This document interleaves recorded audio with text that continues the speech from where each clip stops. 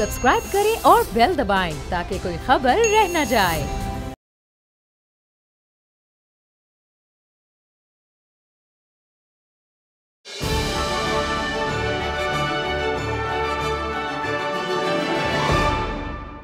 Assalamu alaikum viewers, welcome again to a wonderful show that you have always praised so much, where we invite honorable ambassadors of different countries, friends of Pakistan especially, and countries which Pakistan always shares cultural heritage and also trade and mutual respect and a lot of love and affection.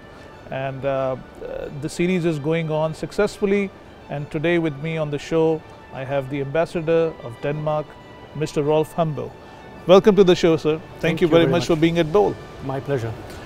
Before I move on to our set of questions, I would like my viewers to know that Denmark, what is Denmark?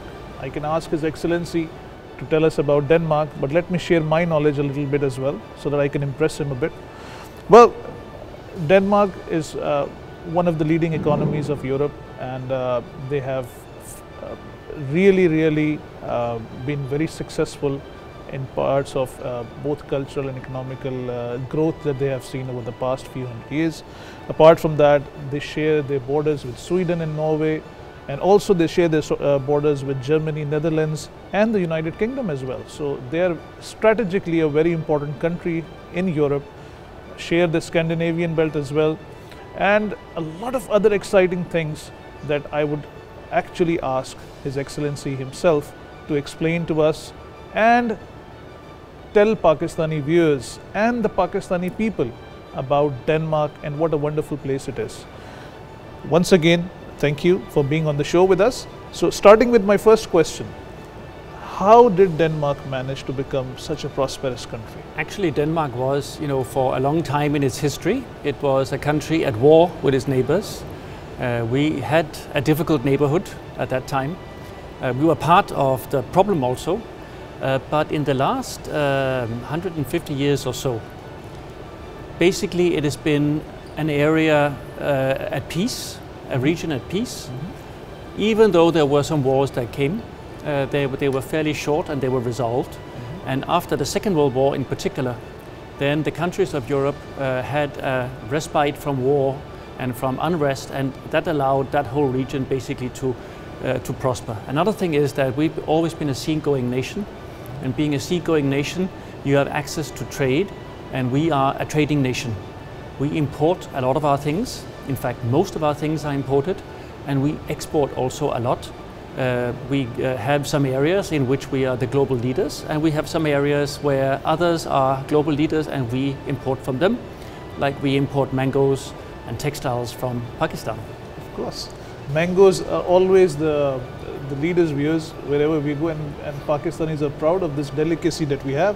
And in fact, you shared when we were discussing backstage about the mango cooking festival that you had once in the Danish embassy in Islamabad, where you had all the dishes made out of mangoes. Can you tell us about that as well? I can. And well, basically it was because I felt that mango was being seen also in our part of the world mainly as a dessert or something you put into a drink. And I wanted to show and showcase that mangoes can be used in all food. So we did many dishes, from salads to main dishes to desserts, everything with mango in it. Good Pakistani mangoes, different ones. And it turned out to be a huge success. I made a lasagna where the plates, instead of that we had mango. It became a very light, very flavorful lasagna. We had salads, we had a lot of things. We had a dal also with mango. Wow. So there are so many things you can use mango for, not just desserts. Wonderful. And viewers, before I move on and discuss things with His Excellency again, and because we have a lot of questions, we want to explore Denmark in this limited time that we have for the show. But there's a surprise for all of you that we will reveal once we go on our first commercial break after some time. Of course, we are not going right now, so don't be afraid of that. And when we'll come back, or just before going to the break, we will reveal that surprise of the show, which is going to happen first time on any BOL Ambassador episode. With any other country we have not tried this, but this time we are going to do something, and I'm sure everybody will love that. So moving on to my set of questions, Pakistan is facing an economical crisis for a certain amount of years now, and especially the current year has seen a lot of pressure on both the public and the government. Any advice that you would like to give, how the people can come actually tackle this situation at both the governmental level and the people in Pakistan as well? What we are trying to do is we are also interacting with government and trying to suggest some of the solutions to the problems that Pakistan has. And there are solutions. If you take the energy field, for instance, we have a Danish company like Vestas that produces wind turbines. And if you go to wind energy and solar energy in Pakistan instead of oil and gas, you will have a reduction by 50% in the price at least. Renewable energies are much cheaper than oil, gas and coal. So this is a very important transition to make for the country, and soon the new renewable energy policy of the government will come up, which will have a 30% part of the energy mix should be from renewables in just 10 years towards 2030, which is very exciting news for Pakistan, and we can be a partner in that as well. Wonderful. And since Pakistan has wind corridors as well, Yes. very successful in Jampir and in other places in Pakistan, in the Sindh area as well as up north. So I think that could be a very good solution for the energy crisis that we are facing, and cutting down the cost for the public and transferring that as a relief. That, and then ease of doing business. There are so many things that can be done to make business more easy. And if business is easier, it's also easier for us to attract companies to come to Pakistan and work and do something in Pakistan.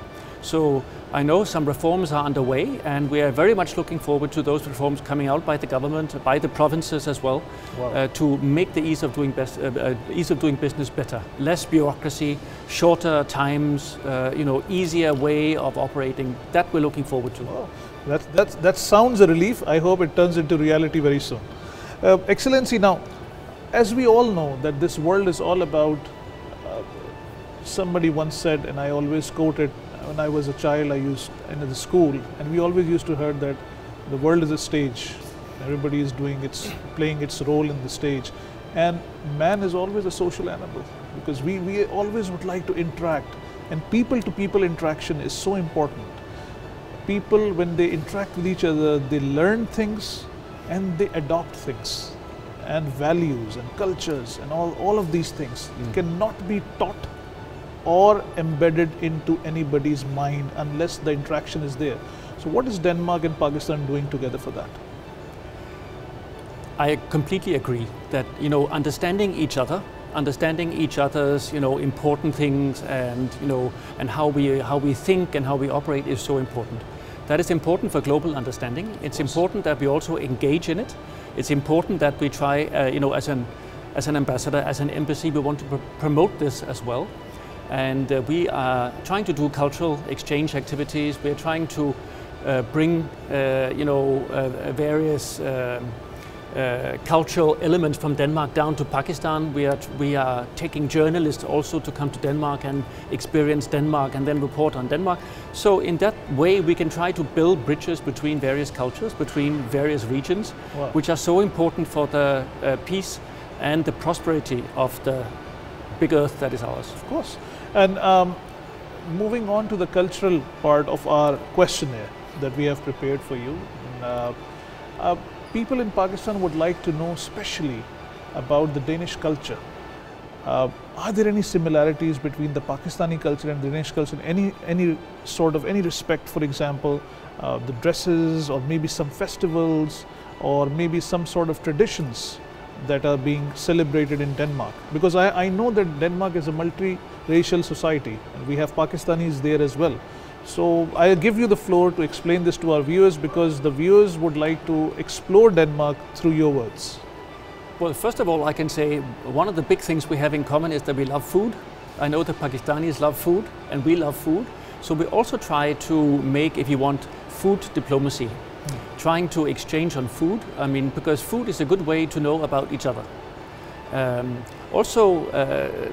Many films are produced in Pakistan. We also do our films, and we hope to showcase Danish films in Pakistan, just as we hope to also take perhaps Pakistani films back, and show them in Denmark. Hopefully, We have a Danish community living, a Pakistani community living in Denmark, and they also bring films back, and they also do cultural evenings for other Danes, to explain about what Pakistan is, the richness, the diversity of Pakistan, from the south with the coast, and then you have the desert, and then you have the hot areas, then the agriculture, then the north with its beauty, the historic cities. There's so many things to talk about that we want to also to showcase to my countrymen. Wow, well, so that's wonderful to hear. And any annually celebrated events that you would like to discuss or share with our viewers that the Pakistanis, the community that you just mentioned, participates in them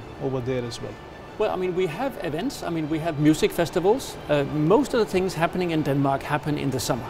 Wow. Because the climate in Denmark is such that our summers is like your winters.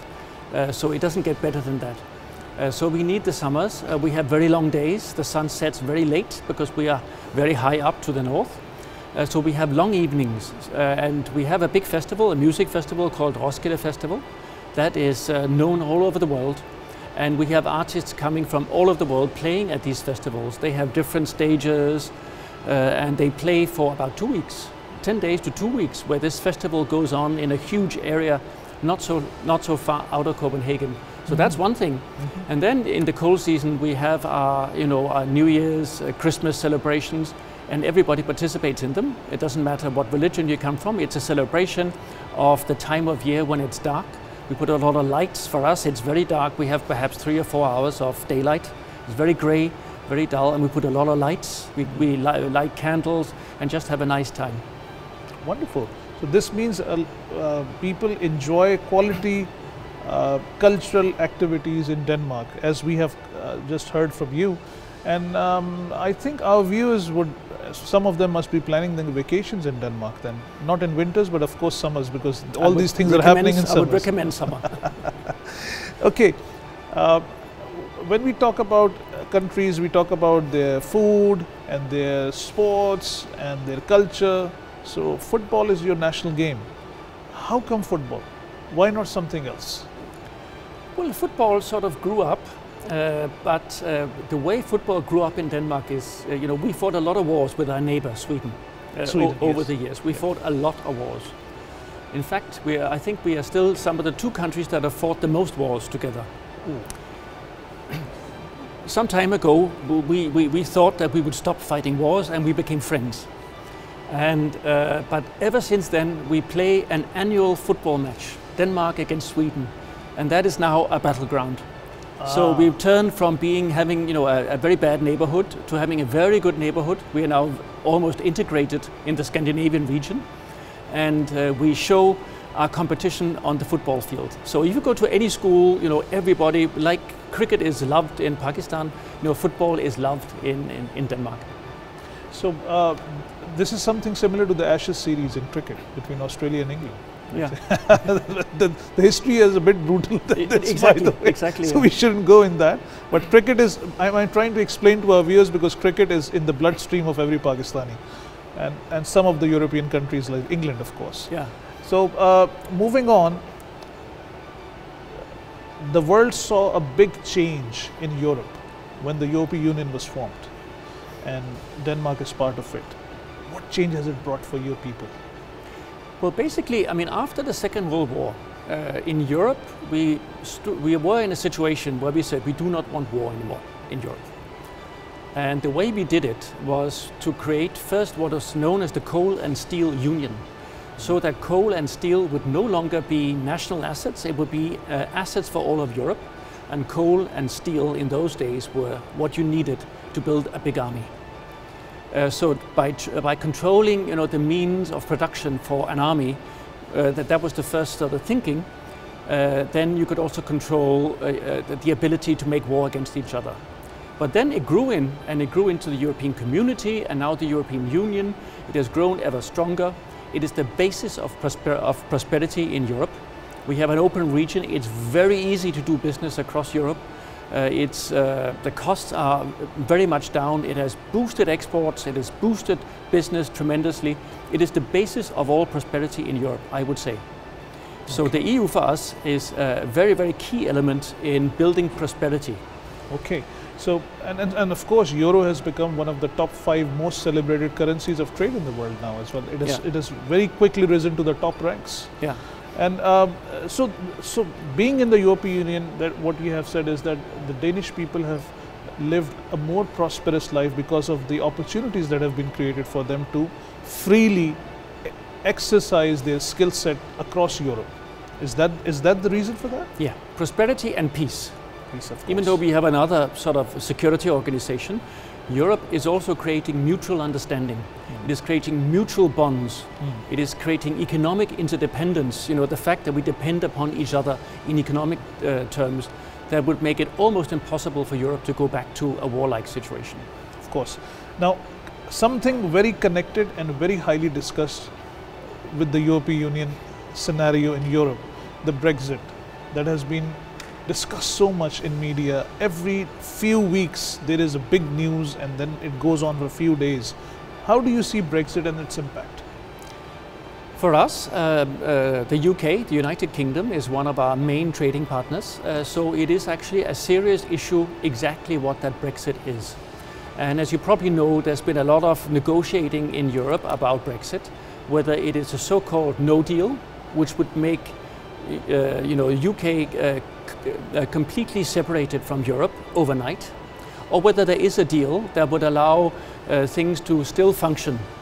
And I think both for the UK and for Europe, it's important to find the basis for a deal that would make it a softer Brexit, not a hard Brexit, because even though a Brexit will happen, then we are still living in the same region. We still want to have close interactions economically, socially, people to people. And the basis for that has to be established. So I think they're working very urgently in Brussels, in London and elsewhere to try to find a solution that will make it a deal that can work for everybody. And we wish all the best to both the sides, because of course both audiences, the British audience as well as the audience in the European Union, are equally eyeing on this deal very much, because as you just said, that it's a very important issue, and once it gets resolved, there will be a new era of trade, and certain opportunities might shrink and some will grow even more humongously when it happens. Moving on to two very important questions regarding the geopolitical the change that the world is seeing these days, and there are wars happening at different places in the world. After 9/11, Islamophobia is something that has, somehow erupted, especially in Europe a lot. We are seeing a lot of incidents, although in US, they are the direct affectees we know of the 9/11 incident. But in Europe also, we see that this concept has been somehow been penetrating the mindset of the normal citizens also. People who are very much affected by it are people who are not mature enough, and they don't understand the true realities of the world. So how do you see that this Islamophobia can be tackled, especially, and I'm talking in reference to Denmark specifically, and how can a harmony be brought between the two societies, the civilizations that are living together in Denmark? We have many societies in Denmark, and the key for us, as it is in Europe, as it is in Pakistan, is that intolerance cannot be tolerated. The only thing that cannot be tolerated is intolerance. And we have to fight intolerance where we see it, and we have to find ways of dealing with it. Sometimes intolerance comes from ignorance, and it comes from being separated from the other. Sometimes ignorance or intolerance, it comes from other issues of competition or animosity. It can have historical roots. Whatever those roots are, we have to find out what is the reason for intolerance, and then deal with it with trying to bridge it through dialogue. Like here in Pakistan, there's a lot of interfaith dialogue. We have a lot of interfaith dialogue in Denmark as well. That's very important. Also dialogue between various groups. If somebody experiences intolerance, then to react in a negative way will just make it worse.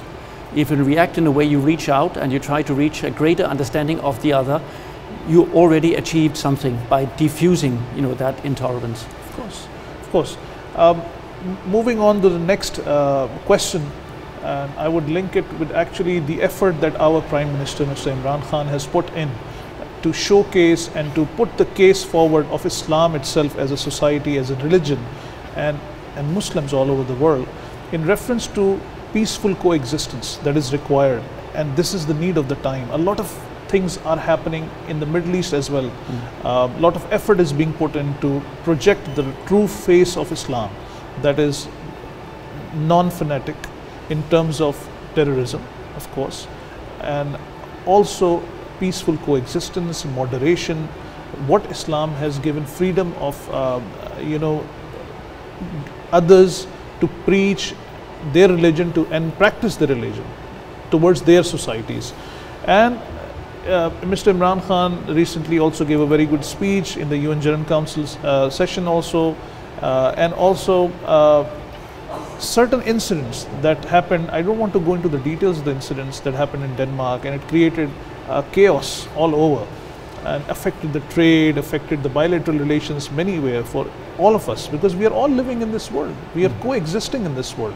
Yeah. So how do you think, and I would like to congratulate that when Prime Minister Imran Khan took this issue with your office and the Danish government as well, and it was equally treated with respect and it was handled very well.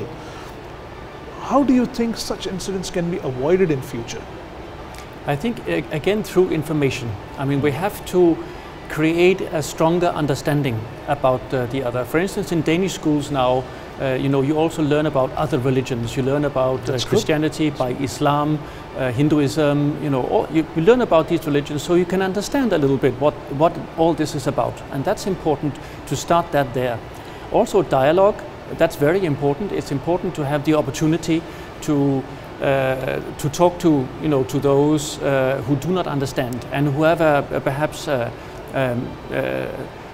wrong perception of the other. And then in the end, you will always have individuals who will do something that we don't like, and that can happen all over. Yeah. And it can happen always. I agree on that. And sometimes if some are using this for political purposes or for getting exposure, yes, then by reacting we are also playing into their play. By ignoring them, we're actually going much further. Well, we hope that such things don't happen. Now, viewers, I would like to turn my focus towards all of you in reference to the surprise that we have. And the surprise that we have is for the first time on our television, and proper introduction of a Danish group, a band with jams with Qawwali. Ustad Ejaz Sher Ali, who belongs to the Ustad Meher Ali and Sher Ali family, the Pride of Performance family, is live with us on our show, and I would like His Excellency, shall we move towards them and let's introduce the band together, and then go on a break and come back and listen to the wonderful music. Please, Excellency. Well, let's start from here. Yeah. Here we have Ejaz, Ustad Ejaz Sher Ali, who is the singer, but you will be understanding this in a little while. Wonderful. Then we have Tin, who is a guitarist in the band. Jonas, also a guitarist in the band. Stefan, obviously he's the drummer. Otherwise I misunderstood something. And then we have Henrik, who's on the bass. Wonderful. So viewers, we would go on a quick break. Don't go anywhere. The excitement and the entertainment is about to begin on this show, and we will hear for the first time a proper Qawwali performed and by this group, and I think you all should be waiting. In a rock way, yes, in a rock way. It's a rock Qawwali. It's a Dane rock Qawwali, so it will be played for the first time, and I'm sure everybody must be watching. Don't go anywhere. Be right with us. See you in a short while on BOL Ambassador के साथ.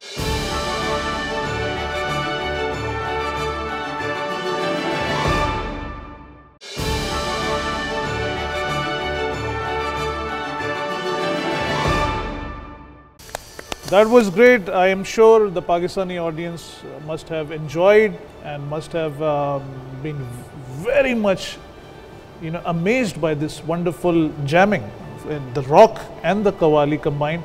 I just want to inform the viewers here and also people who will be watching in Denmark as well, once we'll upload this show on our social media as well, that this rock fusion and the fusion of Western music with qawwali was initiated by Ustad Nusrat Fateh Ali Khan for the first time, and he was the pioneer of this. But seeing this, the youth of Denmark performing with us, and Ustad Ajaz Sher Ali from the Meher Ali Sher Ali family, it's really, really amazing, and you deserve a big round of applause and a lot of good hopes for your future as well. Excellency, moving on towards a set of questions, because people would still like to know some more things about Denmark from you. How are the Danish people mostly? Are they foodies? What are the customs? What foods do we like in Denmark as a Danish person would like to go for? Is it just Danish foods? Because we know a lot of things coming from Denmark and we can see it all over the world. Any part of the world you go, you see the wonderful cookies, the delicious ones, and many types now. Initially there were only a few brands, maybe 30 years back, but then we have different milk products that are very famous, and there are so many other things. So what is a Danish like? We do love our food. And I would say the food we had in the old days when we were a farming society would also be probably food very much from like the northern Pakistan. It would not be spicy. We do not spice it too much. We use salt and pepper, like in the north of Pakistan as well. And it would be cooked a lot, and we would have exactly the same.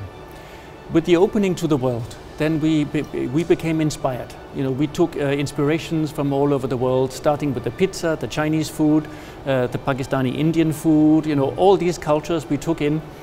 And we also changed. We became health aware, and we changed the way we use food. We try to live a little more healthy. We love desserts as well, but we try to live a little more healthy and to eat a little more raw food, a little more green food, and to eat in a healthy way. And now in the last 10-20 years, a new tradition has grown up known as the New Nordic Cuisine, which has resulted in a restaurant called Noma, which has been the world's best restaurant for 4 years. The world's best chef, which is the head of Noma, he's been the world's best chef for 5 years. So basically it has evolved into a tradition called the New Nordic Cuisine that uses whatever flavor you have. Whatever you have in the season, you use that. Whatever you have around you, you use, and you try to maximize the taste. And we've actually had some very good experiences in trying to, to bring that to Pakistan and make fusion. In Pakistan, as you know, diabetes is a big thing. Yes. And we have a Danish company called Novo Nordisk down here who is working with the government and the governments in the provinces to prevent diabetes. And we can, and together with Mr. Wasim Akram as well, to try to work against diabetes by a little more healthy living, a little more exercise, and a little more healthy food. If you do that, a little more exercise and a little more healthy food, you can actually go a long way. And this is an important awareness to raise with the kids of Pakistan to avoid diabetes. So, but food has to be something that you like, that you enjoy. It's my big hobby. I love to cook, and it should be that for people as well, because food is a great moment of sharing with family, with friends. It's a great moment of repose with your friends and family. You can sit and you can talk about food, and I know people in Pakistan love that just as much as we do. Of course, I am a foodie as well. So the Danish people, moving from food to immediately the food for your soul, music. What kind of music they like? Music is multifaceted. I would say that music, as we've heard here, where you mix something, a qawwali tradition with rock, I think has the interest of many, because it's a new way of doing something, like rock, and we would always be inspired by new ways, and you listen to new ways of doing things. Obviously, we have our bands. We have the Roskilde Music, Festival, rock music, pop music, as of just like all over the world, is also popular. And you have various other music forms, jazz. We have a big jazz festival in Copenhagen in July. Wow. All of those are important to various people. Any movies or any events that you have attended in Pakistan and you have enjoyed them? I've gone to a number of festivals. I can mention we had actually Rock Qawwali, our good friends here. We had them down to the Coke Fest in Islamabad when it was in Islamabad. And these festivals, I think, also is a good opportunity to showcase something different. And this is, it builds on the Qawwali tradition, but it also adds rock. And I think this is a great way of doing some fusion and to showcase that. I mean, these festivals, these events, we do, they will also be playing at an arts festival in Islamabad next week. We also try to participate and to be part of other festivals like Euro Village. Euro Village is an annual event that we do in Islamabad. Everybody is welcome, and all the European countries will be there with their booth. You can learn about the country, you can taste something from that country. Wow. You can participate in competitions and win prizes. Wonderful, wonderful, wonderful. Considering the overall peace and prosperity in Pakistan, in terms of especially the peace we see in terms of the overall environment has improved a lot in Pakistan. We were a victim of terrorism for a quite number of years, and our armed forces very diligently, very bravely fought this menace. I always say that the armed forces gave many sacrifices, whether it be the army or the air force or the navy, and also the police in Pakistan. How do you find this overall change that has been brought by this untiring effort of the Pakistan Armed Forces? It has truly been an untiring effort. It is now given results. I'm very, very happy to see that Pakistan is becoming more and more stabilized. The security situation has improved dramatically over the last years. And I think this is a fantastic basis not only for Pakistanis to go back to a normal life, but also for Pakistan to open to the world and to strengthen economic ties, to strengthen cultural ties, and also to get tourists back into the country. Basically to normalize the situation, because Pakistan has been sort of cut off from much of the world because of this situation. Not many visitors have been coming. And now it's a different situation, and this stability, this security that has been created in Pakistan has been a huge achievement. Wonderful. It was wonderful having you here, Excellency, on our show. Thank you very much for being on BOL Ambassador ke saath, and we are looking forward to having many more activities that we can, of course, engage in as a Pakistani community with you.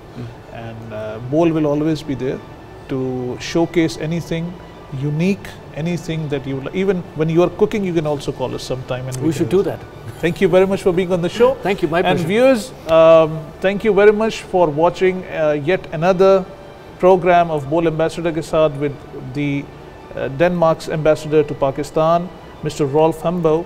And with these words, I leave you again with the Den Rock Qawwali Band, and see you in the next show. Thank you very much. Allah Hafiz.